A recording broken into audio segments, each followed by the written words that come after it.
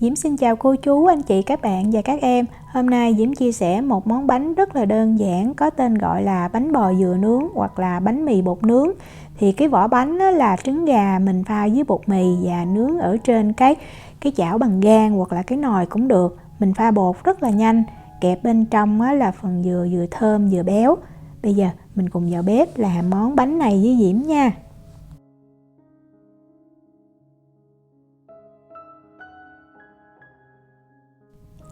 Ở đây Diễm có là 250g dừa nạo sợi.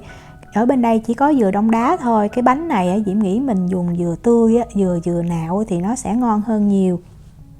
Tiếp theo là Diễm cho vào 80g đường cát. Mình trộn đường với dừa này lên cho nó đều với nhau và mình để cho nó nghỉ 15 phút ha. Sau 15 phút thì mình sẽ bắt lên bếp để mình rim nó lên tí xíu, giúp cho nó giữ được lâu và nó sẽ thơm hơn. Bắt chảo dừa lên bếp thì Diễm để cái lửa lớn nhất và mình cứ đảo liên tục ha, khoảng từ 3 tới 5 phút cho tới khi mà mình thấy cái dừa giống như mình nghe cái tiếng nó kêu xèo xèo luôn á, và nó rút nước vào thì mình nhắc khỏi bếp được. Bây giờ Diễm đi chuẩn bị cái phần bột. Thì Diễm có 180g bột bánh. Bột bánh cũng là bột mì hay mình gọi là bột bánh bông lan cho nó dễ. Thì đây là cái túi bột mà Diễm dùng. Trên túi bột tiếng Anh nó hay có ghi là K-flour, và mình thấy có những cái hình của cái bánh bông lan hoặc là bánh gato đó. Bột mì số 8 cũng tương đương nha. Tiếp theo Diễm cho vào 3g bột nổi, và nếu mà mình muốn cái bánh mình nó có rễ tre nhiều thì mình cho thêm 2g muối nở. Cái này là tùy mình thích, tại vì muối nở nó giúp cho cái bánh nó có rễ tre, nhưng mà khi mà nướng lên thì Diễm thấy nó lại không có thơm, tại vì cái mùi muối nở đó. Mình trộn lên cho đều ha. Diễm dùng 2 cái trứng gà, thì mỗi trứng Diễm cân có vỏ luôn là 65g. Về lượng đường thì Diễm cho 40g ha. Mình dùng đường cát nhuyễn cho nó dễ tan. Mình sẽ dùng cái đồ đánh bông mình đánh cho trứng nó tan hết với đường, không có cần đánh lâu.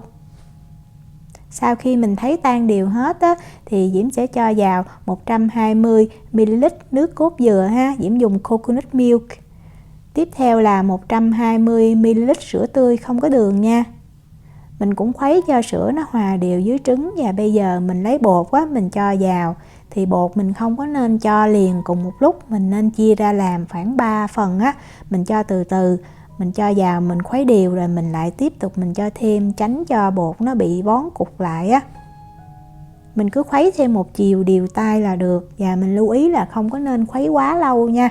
Tại vì bột nổi với muối nở đó, mình khuấy xong là mình sẽ đi làm liền, mình không cần phải đợi.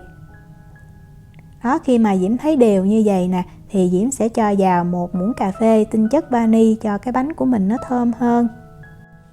2 muỗng canh dầu thì Diễm cân được 24g. Mình khuấy đều tay theo một chiều khoảng chừng 30 giây và bây giờ mình nam man đi, mình nướng cái bánh này liền luôn, mình không cần phải để cho bột nó nghỉ nha. Để nướng cái bánh bò này thì mình dùng lửa than và cái khuôn bằng gang thì nó càng ngon, nhưng mà Diễm không có thì Diễm dùng cái nồi không dính ha. Cái đường kính của cái nồi này là 16cm. Cái nồi càng dày thì nó dẫn nhiệt tốt giúp cho cái bánh của mình nướng đều và nó sẽ ngon hơn.